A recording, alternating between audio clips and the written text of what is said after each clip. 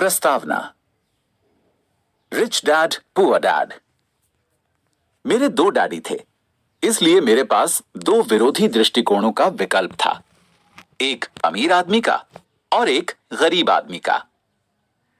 मेरे दो डैडी थे, एक अमीर और एक गरीब। एक उच्च शिक्षित और बुद्धिमान थे। वे पीएचडी थे और उन्होंने 4 साल का पूर्व स्नातक पाठ्यक्रम 2 साल में ही पूरा कर लिया था।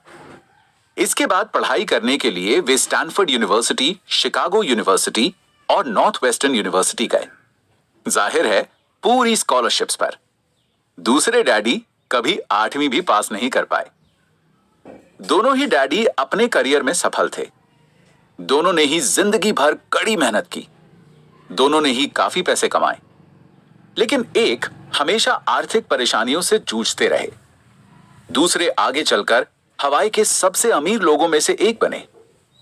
एक अपनी मृत्यु के समय अपने परिवार, परोपकारी संस्थाओं और चर्च के लिए करोड़ों डॉलर छोड़कर गए। दूसरे ने अधूरे बिल छोड़े जिनका भुगतान बाकी था। दोनों ही डैडी शक्तिशाली, करिश्माई और प्रभावशाली थे। दोनों ने ही मुझे सलाह दी, लेकिन उन्होंने एक जैसी चीजें करने की सलाह नहीं दी। दोनों ही शिक्षा पर बहुत जोर देते थे, लेकिन उन्होंने अध्ययन के लिए एक जैसे पाठ्यक्रम की सलाह नहीं दी। अगर मेरे सिर्फ एक ही डैडी होते तो मैं या तो उनकी सलाह मान लेता या फिर उसे ठुकरा देता। दो डैडी होने से मुझे विरोधी दृष्टिकोण का विकल्प मिला, एक अमीर आदमी का और दूसरा गरीब आदमी का। उनमें से किसी एक दृष्टिकोण को स्वीकार या अस्वीकार करने के बजाय मैं उनकी कही बातों पर काफी सोच विचार करता था, उनकी तुलना करता था और फिर अपने लिए विकल्प चुनता था। समस्या यह थी कि अमीर डैडी उस वक्त अमीर नहीं थे और गरीब डैडी उस वक्त गरीब नहीं थे। दोनों ही अपना करियर शुरू कर रहे थे और दोनों ही आर्थिक व पारिवारिक क्षेत्रों में संघर्ष कर रहे थे, परंतु पैसे के बारे में उनके दृष्टिकोण बहुत भिन्न थे। मिसाल के तौर पर एक डैडी कहते थे, पैसे का प्रेम ही सारी बुराई की जड़ है। दूसरे डैडी कहते थे, पैसे की कमी ही सारी बुराई की जड़ है। दो शक्तिशाली डैडियों की अलग अलग सलाह से बचपन में मुझे बड़ी उलझन होती थी। मैं एक अच्छे बेटे की तरह उनकी बातें सुनना चाहता था और उन पर अमल करना चाहता था। दिक्कत यह थी कि दोनों डैडी एक सी बातें नहीं कहते थे। उनके दृष्टिकोण में जमीन आसमान का अंतर था, खास तौर पर पैसे के संबंध में। इससे मैं बहुत चकराता था, लेकिन मेरी जिज्ञासा जाग गई। मैं काफी समय तक सोचता रहता था कि उनमें से किसने क्या कहा और क्यों कहा। अपने खाली समय में अधिकतर मैं इसी बारे में विचार करते हुए खुद से यह सवाल पूछता था, उन्होंने ऐसा क्यों कहा? फिर मैं दूसरे डैडी की कही बातों के बारे में भी यही सवाल पूछता था। इसके बजाय तो यह कहना ज्यादा सरल होता, हां, उनकी बात बिल्कुल सही है, मैं इससे सहमत हूं, या ये कहकर उनके उस दृष्टिकोण को नकार देना भी आसान होता, उन बुजुर्ग इंसान को पता ही नहीं है कि वे क्या बोल रहे हैं। मैं दोनों डैडियों से प्रेम करता था, इसलिए मैं सोचने के लिए विवश हुआ और अंततः मुझे अपने लिए सोचने का तरीका चुनने की खातिर मजबूर होना पड़ा। इस प्रक्रिया में अपने लिए विकल्प चुनना आगे चलकर काफी मूल्यवान साबित हुआ, जो किसी दृष्टिकोण को सिर्फ स्वीकार या अस्वीकार करने से संभव नहीं था। अमीर लोग ज्यादा अमीर बनते हैं और गरीब ज्यादा गरीब, तथा मध्य वर्ग कर्ज में डूबा रहता है।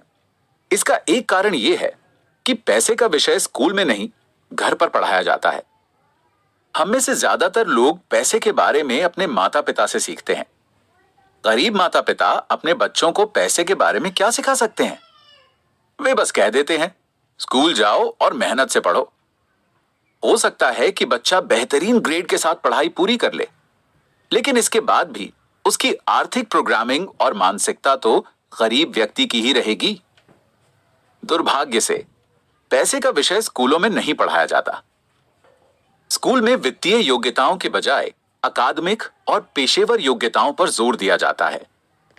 इससे यह स्पष्ट होता है कि जिन चतुर बैंकरों, डॉक्टरों और लेखापालों ने स्कूल कॉलेज में बेहतरीन ग्रेड पाए थे, वे जीवन भर पैसे के लिए क्यों जूझते रहते हैं।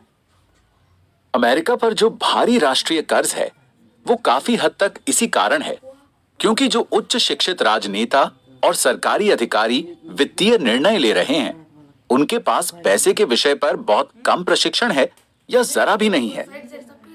आज मैं अक्सर सोचता हूं कि तब क्या होगा जब जल्द ही हमारे बीच लाखों करोड़ों लोग होंगे जिन्हें आर्थिक और चिकित्सकीय सहायता की जरूरत होगी।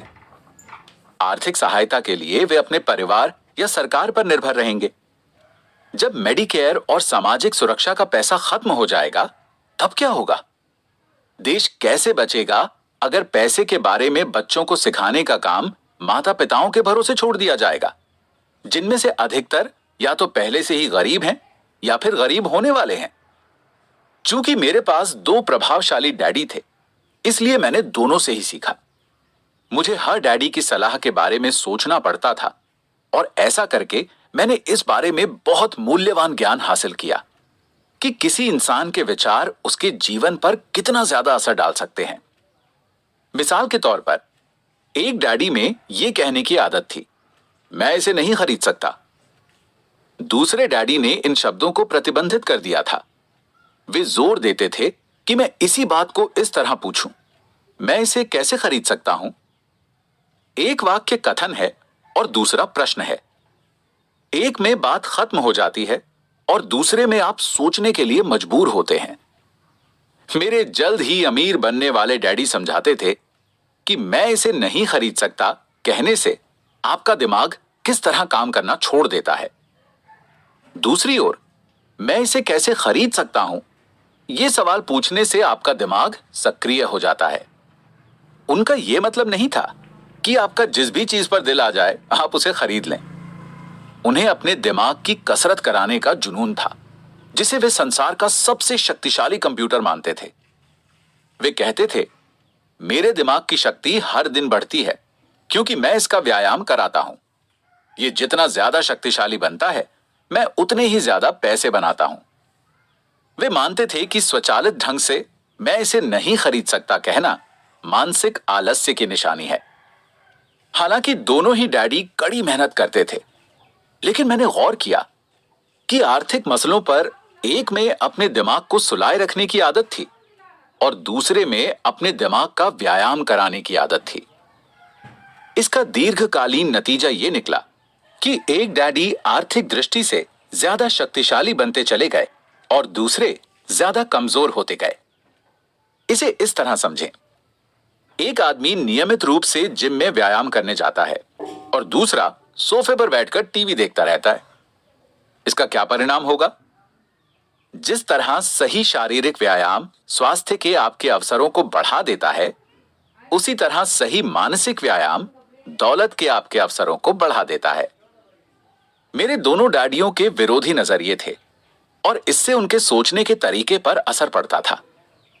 एक डैडी सोचते थे कि अमीरों को ज्यादा टैक्स देना चाहिए ताकि गरीबों को फायदा मिल सके। दूसरे डैडी कहते थे, टैक्स उत्पादन करने वाले लोगों को सजा देता है और उत्पादन ना करने वालों को पुरस्कार देता है। एक डैडी सलाह देते थे, मेहनत से पढ़ो ताकि तुम्हें किसी अच्छी कंपनी में नौकरी मिल जाए। दूसरे डैडी ये नसीहत देते थे, मेहनत से पढ़ो ताकि तुम्हें खरीदने के लिए कोई अच्छी कंपनी मिल जाए। एक डैडी कहते थे, मैं इसलिए अमीर नहीं हूं क्योंकि मुझे तुम बाल बच्चों को पालना पड़ता है। दूसरे का कहना था, मुझे इसलिए अमीर बनना है क्योंकि मुझे बाल बच्चों को पालना है। एक डैडी डिनर टेबल पर पैसे और कारोबार संबंधी बातें करने के लिए हमेशा प्रोत्साहित करते थे, जबकि दूसरे डैडी ने भोजन करते समय पैसे संबंधी बातचीत पर प्रतिबंध लगा रखा था। एक कहते थे, जहां पैसे का मामला हो वहां सुरक्षित खेलो, जोखिम मत लो। दूसरे कहते थे, जोखिम को संभालना सीखो। एक डैडी को यकीन था, हमारा मकान हमारा सबसे बड़ा निवेश और हमारी सबसे बड़ी संपत्ति है।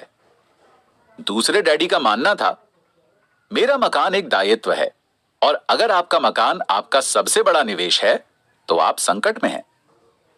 दोनों ही डैडी अपने बिल समय पर चुकाते थे, लेकिन एक अपने बिल सबसे पहले चुकाते थे, जबकि दूसरे अपने बिल सबसे अंत में चुकाते थे। एक डैडी का यह मानना था कि कंपनी या सरकार को आपकी और आपकी आवश्यकताओं की परवाह करनी चाहिए। वे हमेशा वेतन वृद्धि, रिटायरमेंट योजनाओं, चिकित्सकीय लाभ, बीमारी की छुट्टियों, छुट्टी के दिनों की संख्या और दूसरी सुविधाओं के बारे में चिंतित रहते थे। वे अपने दो चाचाओं से प्रभावित थे जो सेना में चले गए थे और 20 साल की सक्रिय सेवा के बाद उन्होंने जीवन भर के लिए सेवानिवृत्ति एवं अधिकार पैकेज हासिल कर लिया था। वे सेना द्वारा सेवानिवृत्त कर्मचारियों को दिए जाने वाले चिकित्सकीय लाभ और अन्य सुविधाओं की भी तारीफ करते थे। वे विश्वविद्यालय में उपलब्ध लंबी कार्यकाल अवधि से भी प्रेम करते थे। कई बार आजीवन नौकरी की सुरक्षा और लाभ का विचार नौकरी से भी ज्यादा महत्वपूर्ण दिखता है। वे प्रायः कहते थे, मैंने सरकार के लिए बहुत मेहनत से काम किया है, इसलिए मैं इस तरह के लाभ का हकदार हूं। दूसरे डैडी पूरी तरह से आर्थिक स्वावलंबन में यकीन करते थे। वे सुविधा भोगी या अधिकार की मानसिकता के विरोधी थे और कहते थे कि यह मानसिकता लोगों को कमजोर तथा आर्थिक रूप से जरूरतमंद बनाती है। वे आर्थिक रूप से सक्षम होने पर बहुत जोर देते थे। एक डैडी कुछ डॉलर बचाने के लिए जूझे, दूसरे ने निवेश उत्पन्न किए। एक डैडी ने मुझे सिखाया कि अच्छी नौकरी खोजने के लिए प्रभावशाली बायोडेटा कैसे लिखा जाए। दूसरे ने मुझे सिखाया कि शक्तिशाली व्यावसायिक और वित्तीय योजनाएं कैसे लिखी जाएं, ताकि मैं दूसरों को नौकरियां दे सकूं। दो शक्तिशाली डैडियों के साथ रहने की वजह से मुझे यह विश्लेषण करने का अवसर मिला कि अलग अलग विचारों का जीवन पर कितना अलग अलग असर होता है। मैंने गौर किया कि लोग दरअसल अपने विचारों से ही अपने जीवन को आकार देते हैं। मिसाल के तौर पर मेरे गरीब डैडी हमेशा कहा करते थे, मैं कभी अमीर नहीं बन पाऊंगा, और आगे चलकर उनकी यह भविष्यवाणी सही साबित हुई। दूसरी ओर मेरे अमीर डैडी हमेशा खुद को अमीर मानते थे।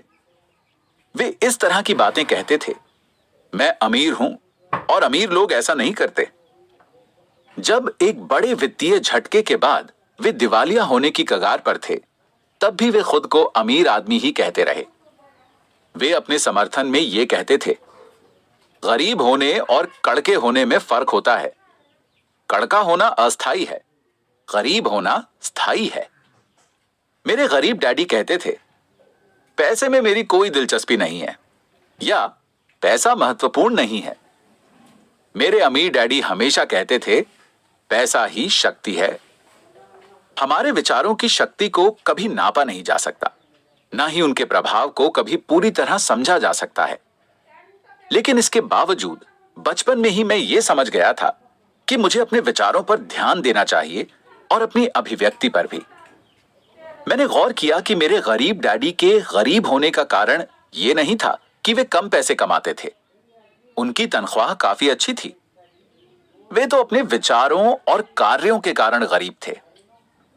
दो डैडी होने के कारण मैं बचपन में ही बहुत सजग और जागरूक हो गया था कि मैं किन विचारों को अपनाऊं, मैं किसकी बात मानूं, अपने अमीर डैडी की या गरीब डैडी की। हालांकि वे दोनों ही शिक्षा और सीखने को बहुत महत्वपूर्ण मानते थे, लेकिन क्या सीखा जाए, इस बारे में दोनों की राय अलग अलग थी। एक चाहते थे कि मैं मेहनत से पढ़ूं, डिग्री हासिल करूं और पैसे कमाने के लिए कोई अच्छी नौकरी हासिल कर लूं। वे चाहते थे कि मैं किसी पेशे में जाने या वकील या अकाउंटेंट बनने के लिए अध्ययन करूं और किसी बिजनेस स्कूल से एमबीए करूं। दूसरे डैडी मुझे प्रोत्साहित करते थे कि मैं अमीर बनने के लिए अध्ययन करूं, ताकि मैं ये समझ लूं कि पैसा कैसे काम करता है और ये सीख लूं कि इससे अपने लिए कैसे काम कराया जाए। मैं पैसे के लिए काम नहीं करता, ये शब्द वे बार बार दोहराते थे। पैसा मेरे लिए काम करता है। 9 साल की उम्र में मैंने यह फैसला किया कि मैं पैसे के बारे में अपने अमीर डैडी की बात मानूंगा और उन्हीं से सीखूंगा। इसका मतलब यह निर्णय लेना भी था कि मैं अपने गरीब डैडी की बातें अनसुनी कर दूंगा, हालांकि उनके पास कॉलेज की ऊंची ऊंची डिग्रियां थीं। रॉबर्ट फ्रॉस्ट का सबक। रॉबर्ट फ्रॉस्ट मेरे प्रिय कवि हैं। हालांकि मुझे उनकी बहुत सी कविताएं पसंद हैं, लेकिन द रोड नॉट टेकन मुझे सबसे ज्यादा पसंद है। मैं इसके सबक का इस्तेमाल लगभग हर दिन करता हूं। द रोड नॉट टेकन, यानी वो राह जिसे चुना नहीं गया। पीले जंगल में दो राहें अलग अलग जा रही थी और अफसोस कि मुझे उन दोनों में से एक ही को चुनना था। और यात्री के तौर पर मैं काफी देर तक खड़ा रहा और मैंने एक को देखा जितनी दूर तक मैं देख सकता था, इसके झुरमुटों में मुड़ने से पहले। फिर मैंने दूसरी राह चुनी जो उतनी ही अच्छी थी और संभवतः इसका दावा बेहतर था, क्योंकि यहां घास ज्यादा थी और राहगीर कम गुजरे थे। और उस सुबह दोनों ही राहें एक जैसी पत्तियों से ढकी थीं, जिन पर किसी ने चलकर निशान नहीं बनाए थे। ओह, मैंने पहली राह को किसी दूसरे दिन के लिए छोड़ दिया, लेकिन ये जानते हुए कि रास्ता किस तरह आगे रास्ते खोलता जाता है, मुझे यकीन नहीं था कि मैं वहां कभी लौट पाऊंगा। मैं आह भरकर ये कहूंगा, आज से युगों युगों बाद एक जंगल में दो राहें अलग अलग जा रही थी और मैंने उस राह को चुना जिस पर कम लोग यात्रा करते हैं, और इसी से सारा फर्क पड़ा। इतने बरसों में मैंने अक्सर रॉबर्ट फ्रॉस्ट की कविता के बारे में विचार किया है। पैसे के बारे में मेरे उच्च शिक्षित डैडी की सलाह और नजरिए को ना मानने का निर्णय दुखद था, लेकिन ये एक ऐसा निर्णय था जिसने मेरी जिंदगी की दिशा तय कर दी। एक बार जब मैंने ये फैसला कर लिया कि किसकी बात मानूंगा, तो धन के बारे में मेरी शिक्षा शुरू हो गई। मेरे अमीर डैडी ने मुझे 30 साल तक सिखाया, जब तक कि मैं 39 साल का नहीं हो गया। इसके बाद उन्होंने सिखाना छोड़ दिया, क्योंकि तब उन्हें एहसास हो गया कि मैं वो सब कुछ जान गया था और पूरी तरह समझ गया था जो वे अक्सर मेरी मोटी खोपड़ी में घुसाने की कोशिश कर रहे थे। पैसा शक्ति का एक रूप है, लेकिन वित्तीय शिक्षा इससे भी ज्यादा शक्तिशाली है। पैसा आता जाता रहता है, लेकिन अगर आप जानते हैं कि पैसा कैसे काम करता है, तो आप इस पर काबू कर सकते हैं और दौलत बनाना शुरू कर सकते हैं। सिर्फ सकारात्मक सोच से ही काम नहीं बनता है। इसका कारण यह है कि अधिकतर लोग स्कूल कॉलेज तो गए थे, लेकिन उन्होंने कभी यह नहीं सीखा कि पैसा कैसे काम करता है। इसीलिए वे पैसे के लिए काम करने में अपनी पूरी जिंदगी बिता देते हैं। जब मेरी शिक्षा शुरू हुई थी, उस वक्त मैं केवल 9 साल का था। इसलिए मेरे अमीर डैडी ने मुझे जो सबक सिखाए वे सरल थे। बाकी बातें जो भी हों, उनके सिर्फ 6 मुख्य सबक थे जिन्हें उन्होंने 30 साल तक दोहराया। यह पुस्तक उन्हीं 6 सबकों के बारे में है जिन्हें उतनी ही सरलता से बताया गया है जितनी सरलता से अमीर डैडी ने मुझे इन्हें सिखाया था। ध्यान रहे, सबक का मतलब जवाब नहीं है। इसका अर्थ तो मार्गदर्शक है।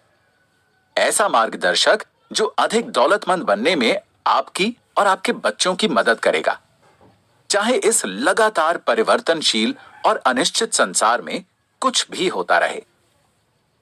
20 साल पहले आज, कर्ज की घड़ी। 20 साल आगे जाएं और अमेरिका का राष्ट्रीय कर्ज चौंकाने वाले स्तर से भी आगे पहुंच चुका है। इस पुस्तक के प्रेस में छपने जाते समय ये $20 ट्रिलियन के आसपास है। ये बहुत भारी रकम है। आपका घर संपत्ति नहीं है। 2008 में हाउसिंग मार्केट के लुढ़कने से यह स्पष्ट संदेश मिला कि आपका व्यक्तिगत निवास संपत्ति नहीं है। न सिर्फ यह आपकी जेब में पैसा नहीं डालता है, बल्कि हम इस तथ्य पर भी भरोसा नहीं कर सकते कि इसका मूल्य बढ़ेगा। कई मकानों का मूल्य 2017 में भी उससे कम है जितना कि ये 2007 में था।